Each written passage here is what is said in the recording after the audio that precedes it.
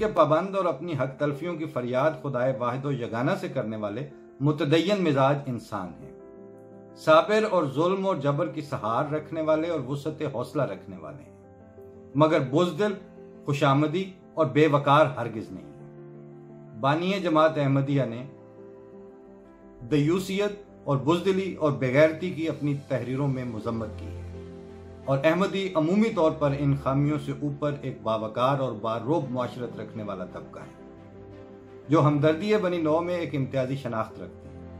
اس لیے ان کا یتیموں کی طرح اپنے ٹاک شوز میں تذکرہ نہ کریا کریں۔ ایک جماعت اور طبقے کے طور پر احمدی بالکل یتیم نہیں ہے، وہ کائنات کے مالک و خالق خدا کو اپنا ازلی اور ابدی سہارا اور مولا یقین کرتے ہیں، تو وہ لاوارث کیسے ہو گئے؟ ان کے سر پر ہمہ وقت ایک ہمدرد اور دعائیں کرنے والا وجود، ان کے انفرادی اور اجتماعی مفادات کا نگران امام موجود ہے، اور احمدی افراد امام جماعت باہم یکجان و دو قالب کے مصداق ہیں، اور افراد جماعت باہمی ہمدردی اور تواضع میں اپنی مثال آپ ہیں۔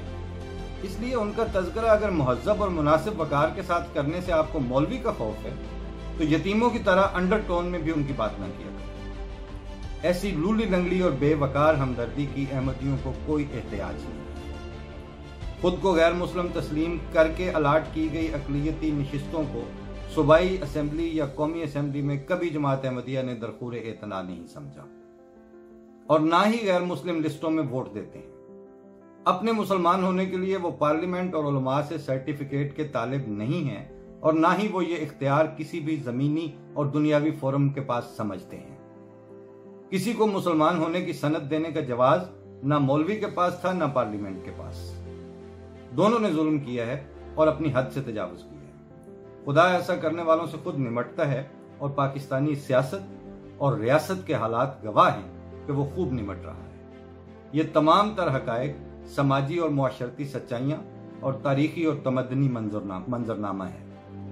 مذکورہ والا امور مذہبی ایشوز نہیں ہیں، اس لیے ان کو صحیح تناظر میں رکھ کر معاشرے کو سماجی سچائیوں سے روشناس کروانا میڈیا اور رپورٹنگ کی اخلاقیات ہیں۔